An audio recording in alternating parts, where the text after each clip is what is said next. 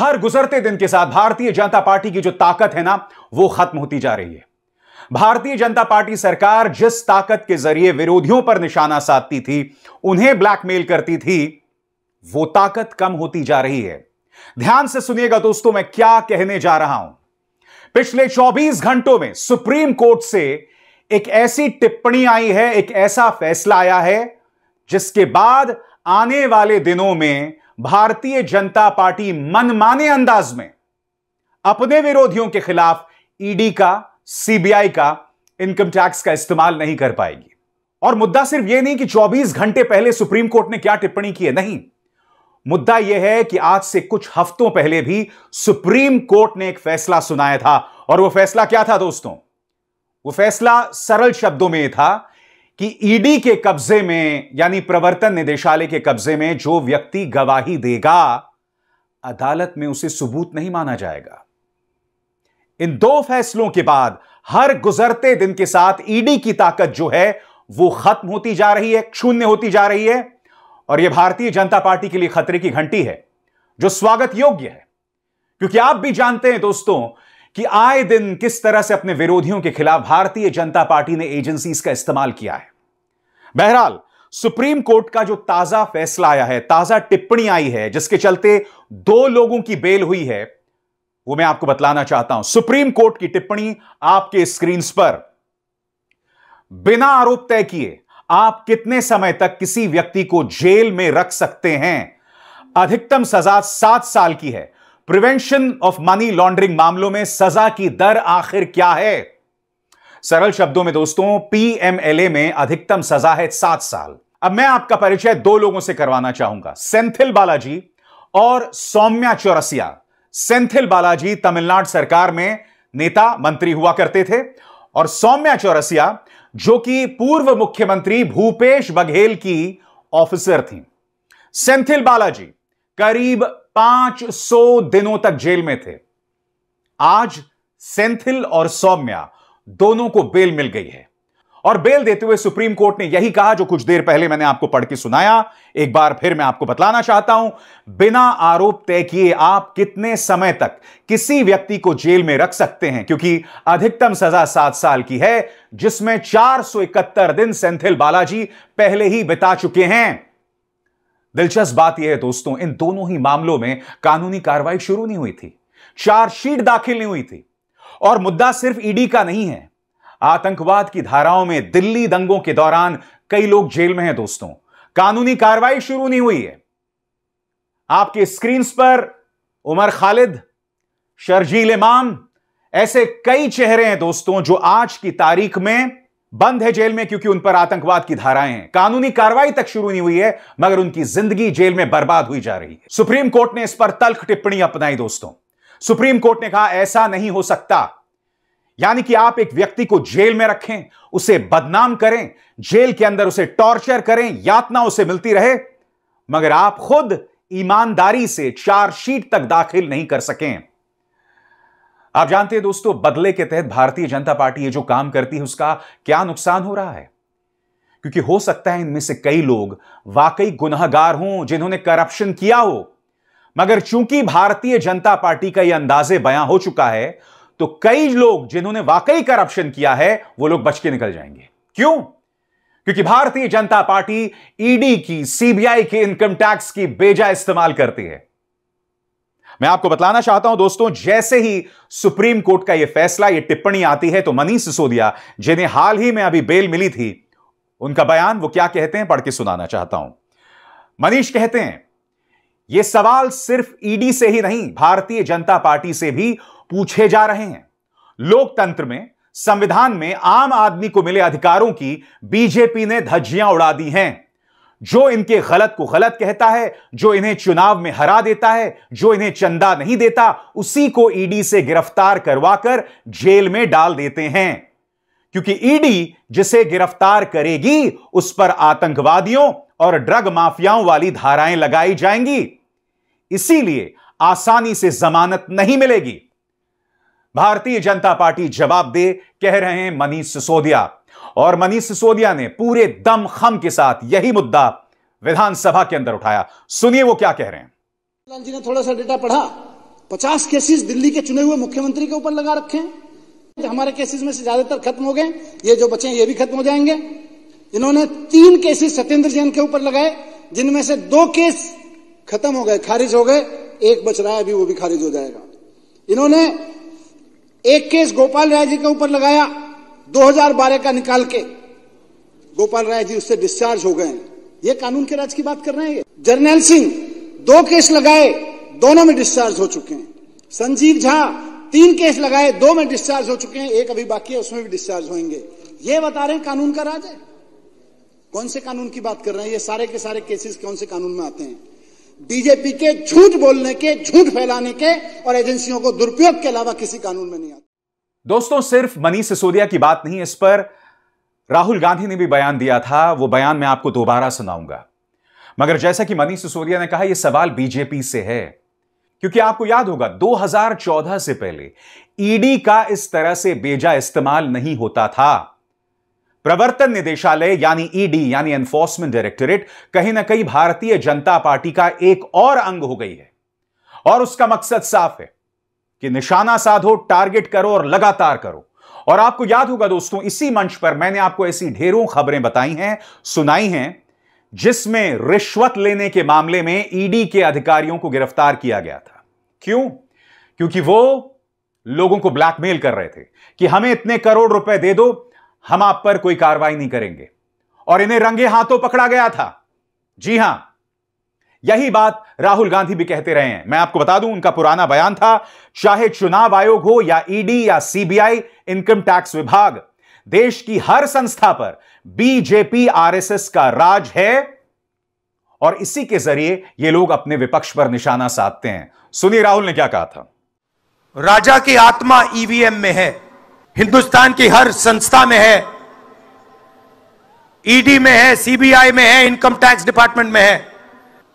EVM के बिना नरेंद्र मोदी चुनाव नहीं जीत सकता है।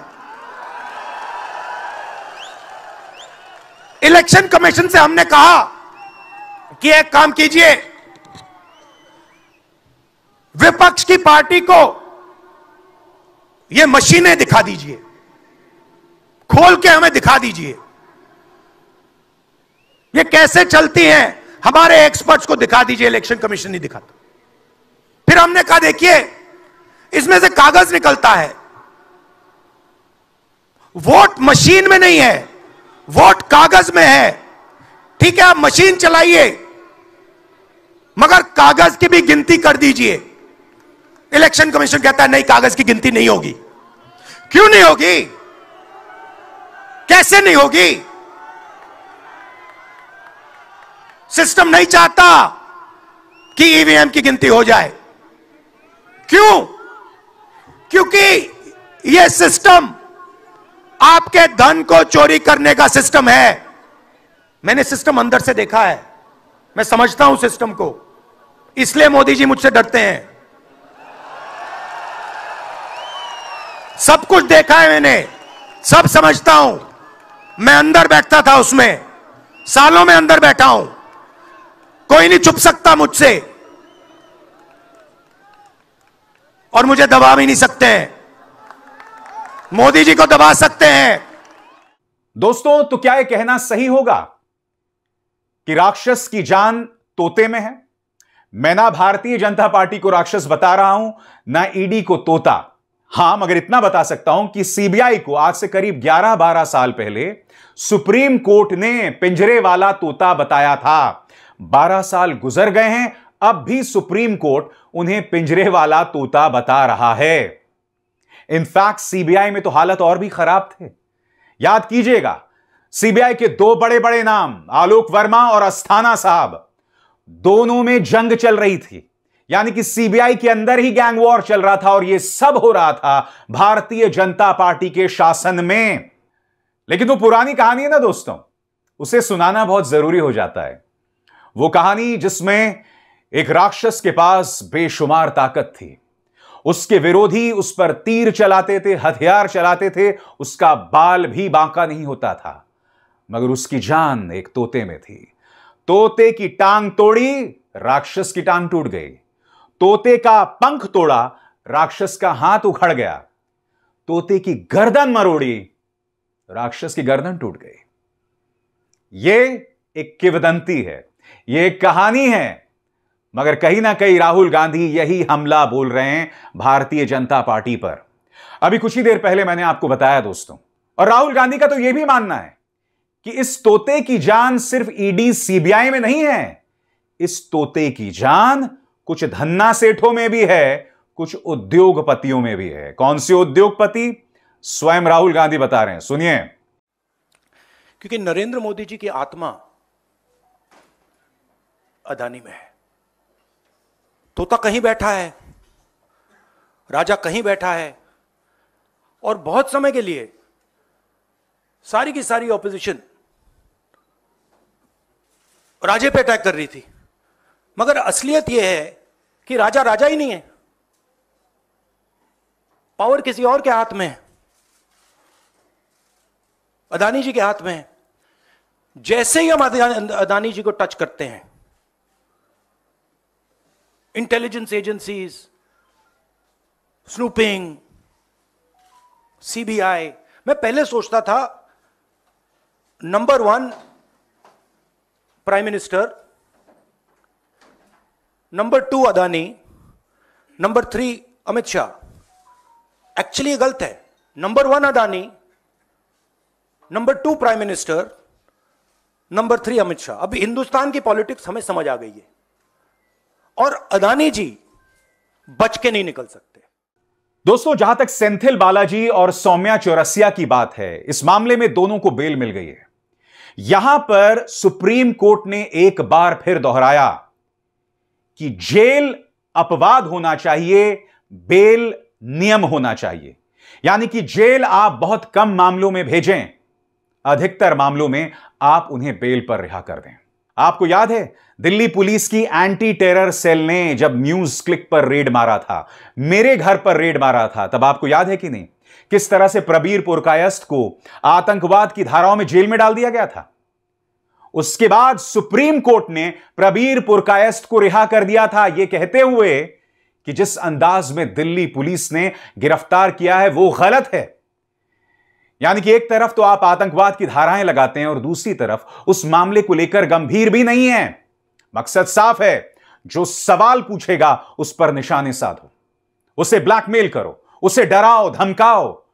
जो डर गया वो अजीत पवार, वो छगन भुजबल, वो नारायण राणे, वो Hemant Biswa Sharma.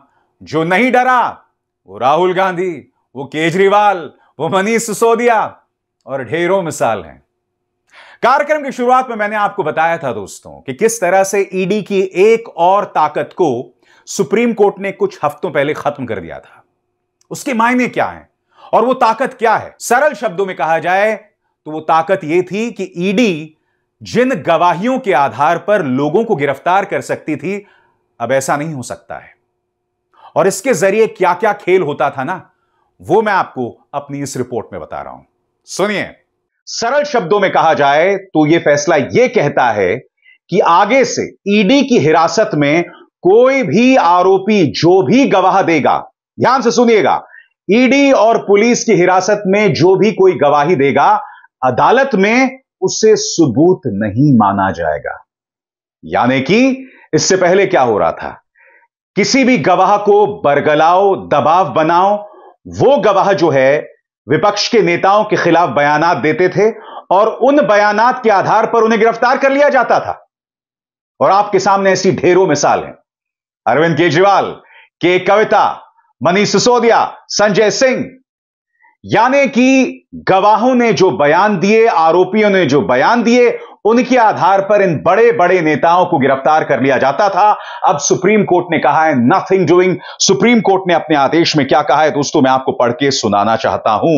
We have no hesitation in holding that when an accused is under custody under PMLA, irrespective of the case of which he is under custody, any statement under Section 50 to the same investigating agency is inadmissible against the maker.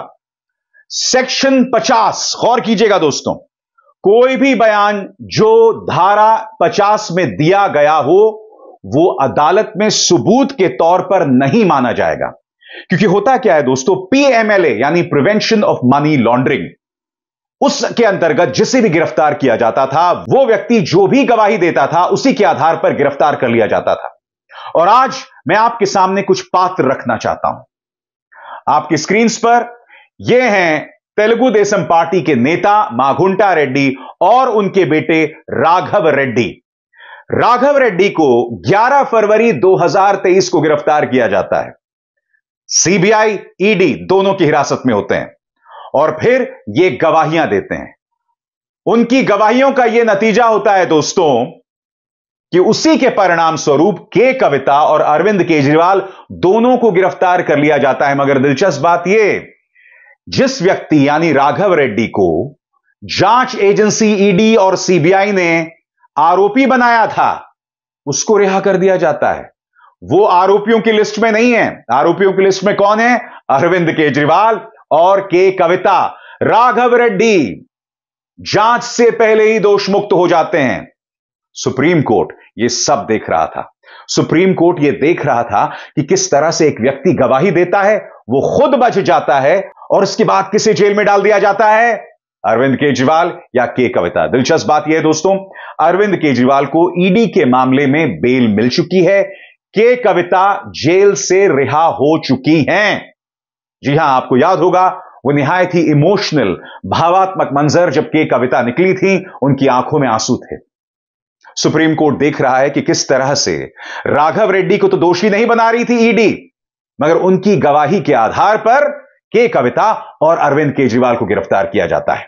और इसकी पोल खोल अरविंद केजरीवाल ने अदालत में की थी, मगर उनकी बात को अनसुना कर दिया गया था। क्या कहा था अरविंद केजरीवाल ने? आपके स्क्रीन पर केजरीवाल ने एक अदालत में कहा था कि माघुंटा रेड्डी ने अपना बयान बदल दिया था जब उनके बेटे को 5 महीने तक जेल में रहना पड़ा था। उन्होंने अपना बयान बदला 16 जुलाई 2023 को और 18 जुलाई को उनके बेटे राघव रेड्डी को रिहा कर दिया जाता है। इन तारीखों पर गौर कीजिए दोस्तों। माघुंटा रेड्डी अपना बयान जो है 16 जुलाई 2023 को बदलते हैं और 18 जुलाई को उनका बेटा राघव रेड्डी जो है वो रिहा कर दिया जाता है। मगर तारीखों का खेल और भी ज्यादा दिलचस्प है दोस्तों। पर्दे के पीछे की जो कहानी है वो और भी ज्यादा शॉकिंग है, और वो कहानी जब आप सुनेंगे तो आपके होश उड़ जाने वाले हैं कि भारतीय जनता पार्टी आज से नहीं, पिछले साल से प्लानिंग कर रही थी। तो चलिए तारीखों के खेल पर गौर करते हैं। 11 फरवरी 2023 ये वो तारीख है जब माघुंटा रेड्डी का जो बेटा है राघव रेड्डी, उसे गिरफ्तार किया जाता है। जी हां, उसके बाद जैसे कि अरविंद केजरीवाल ने बताया, 16 जुलाई 2023 को माघुंटा रेड्डी अपना बयान बदल देते हैं और 18 जुलाई 2023 को उनके बेटा रिहा हो जाते हैं। मगर बात वहां नहीं रुकती। अब आपको गौर करना पड़ेगा एक और तारीख पर। इस खबर पर गौर कीजिए। Andhra Pradesh Ongole MP Magunta Reddy resigns from YSR Congress. और इस तारीख को देखिए, 28 फरवरी 2024। यानी कि होता क्या है, बेटे को पहले गिरफ्तार कर लिया जाता है। यह दबाव लगातार माघुंटा रेड्डी पर था और उसके बाद वो माघुंटा रेड्डी जो वाईएसआर कांग्रेस में थे, वो फरवरी 2024 में वाईएसआर कांग्रेस से इस्तीफा दे देते हैं और किसमें शामिल हो जाते हैं? टीडीपी में। और टीडीपी तेलुगु देशम पार्टी जो कि सहयोगी है बीजेपी की, वहां से उन्हें टिकट मिल जाता है। तो इस पूरे खेले को समझिए दोस्तों। राघव रेड्डी को सिर्फ इसलिए गिरफ्तार नहीं किया जाता है क्योंकि उनकी गवाही के बाद अरविंद केजरीवाल और के कविता जेल जाती हैं, बल्कि राघव रेड्डी को इसलिए भी गिरफ्तार किया जाता है ताकि माघुंटा रेड्डी वाईएसआर कांग्रेस से इस्तीफा दें और भारतीय जनता पार्टी के खेमे में शामिल हो जाएं। और आप जानते हैं दोस्तों, आंध्र प्रदेश में वाईएसआर कांग्रेस सत्ता से बाहर हो गई थी और चंद्रबाबू नायडू मुख्यमंत्री बन गए। और यही नहीं, लोकसभा चुनावों में भी भाजपा और तेलुगु देशम पार्टी के गठबंधन को छप्पर फाड़ सीटें मिली। अब कल्पना कीजिए दोस्तों, अगर यह सब ना हुआ था तो क्या आंध्र प्रदेश में भाजपा को इतनी सीटें मिलती? यह मत भूलिए। आपके स्क्रीन पर यह हैं चंद्रबाबू नायडू। चंद्रबाबू नायडू की पार्टी को भाजपा ने राज्यसभा में तोड़ दिया था अपने पिछले कार्यकाल में, मगर बावजूद इसके चंद्रबाबू नायडू भाजपा की गोद में जाकर बैठ जाते हैं। यानी कि चंद्रबाबू नायडू के भी कुछ ऐसे राज हैं जो भाजपा के पास हैं, जिसके चलते वो भाजपा खेमे में शामिल हो गए। यानी कि सारा खेल ब्लैकमेल का दिखाई देता है दोस्तों। दबाव बनाओ, डराओ, क्योंकि प्रक्रिया ही सजा है। आप देख सकते हैं लोग कई सालों से जेल में हैं, उनके खिलाफ चार्जशीट तक दाखिल नहीं होती है, मगर उन्हें जेल में डाल दिया जाता है। अब यह जो सुप्रीम कोर्ट का फैसला आया, जिसमें कहा गया है कि सिर्फ गवाही के आधार पर, जो आप सेक्शन 50 के अंतर्गत लेते हैं, उस आधार पर और उस गवाही को सुप्रीम कोर्ट में सबूत नहीं माना जाएगा। इसका मतलब अब आगे से अरविंद केजरीवाल के कविता गिरफ्तार नहीं हो पाएंगे। यही बात अरविंद केजरीवाल कह रहे हैं कि एक चवन्नी मेरे घर से नहीं निकली। यही बात आम आदमी पार्टी कह रही है। सुनिए क्या कहा था मार्च को आतिशी मरलेना ने, कि एक पैसा नहीं मिला है, फिर भी इन लोगों ने गिरफ्तार कर लिया। सुनिए। दिल्ली के तथाकथित शराब घोटाले में 2 साल से सीबीआई और ईडी की जांच चल रही है। इस 2 साल में बार बार, चाहे लोअर कोर्ट हो, चाहे हाई कोर्ट हो, चाहे सुप्रीम कोर्ट हो, एक सवाल बार बार उठा है कि मनी ट्रेल कहां है, पैसा कहां गया। ऐसा कहा गया कि शराब कारोबारियों को मुनाफा पहुंचा, बहुत ज्यादा मुनाफा पहुंचा, लेकिन अगर उन्हें मुनाफा पहुंचा तो उन्होंने किसको रिश्वत दी, उन्होंने किसको पैसे दिए? क्योंकि 2 साल की जांच के बाद, सैकड़ों रेड के बाद, हजारों लोगों को क्वेश्चन करने के बाद, आम आदमी पार्टी के किसी भी नेता, किसी भी मंत्री, किसी भी कार्यकर्ता के पास से 1 रुपए की भी प्रोसीड्स ऑफ क्राइम की रिकवरी नहीं हुई। तो देखा आपने दोस्तों, एक पैसा नहीं, फिर भी गिरफ्तारी।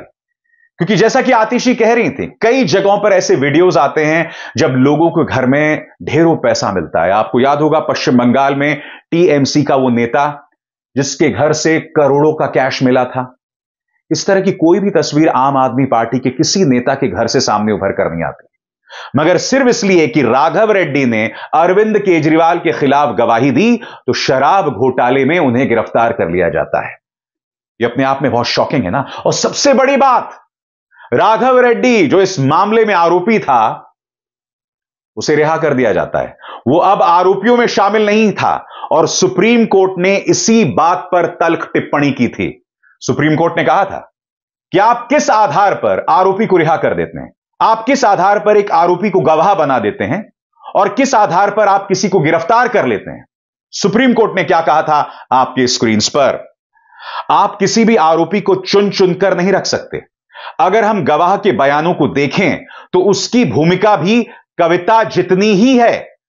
अभियोजन पक्ष को निष्पक्ष होना चाहिए, आप किसी को भी चुन चुनकर नहीं रख सकते। यह कैसी निष्पक्षता है? कोई ऐसा व्यक्ति जो गवाह होते हुए भी खुद को दोषी ठहराता है। बहुत निष्पक्ष और उचित विवेक चाहिए। आप जितना बहस करेंगे उतनी ही टिप्पणियां आप हमसे आमंत्रित करेंगे। इसलिए मैंने कहा दोस्तों, प्रक्रिया ही सजा है। यानी कि भारतीय जनता पार्टी सरकार की एजेंसी ईडी मनमाने अंदाज में लोगों को गिरफ्तार करती है, ब्लैकमेल करती है और उनकी गवाहियों के आधार पर लोगों को जेल में डाल देती है। तो स्पष्ट है दोस्तों, हर गुजरते दिन के साथ ईडी की ताकत खत्म हो रही है। मगर अगर सत्ता ही बेशर्मी पर, बेहयाई पर उतर आए, ढिठाई पर उतर आए तो क्या हो सकता है? मुझे अक्सर लगता था दोस्तों, जब यह सत्ता पलटेगी उसी के बाद ईडी की ताकतों पर अंकुश लगेगा।